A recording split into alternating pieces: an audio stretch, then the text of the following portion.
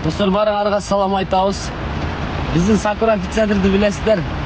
Ошол ишканабыз ишке кирип атканда мен досум Москвада болчу да, анан Москвадан чакырып, өзүм ушул ишти атама кошулуп кичине жардам беришип, колго кол, бутка бут болуп кичине жардам бер, кел Москвадан деп суранган да, анан ошол суранычымы четке какпай Москвадан келип бизге жардам беришип, ошо азыр ушул Сакуранын дагы ишин алып барып жатат.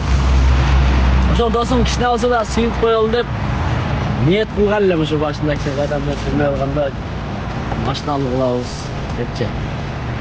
Эми алдыда досума ушул белекти белек кылалы.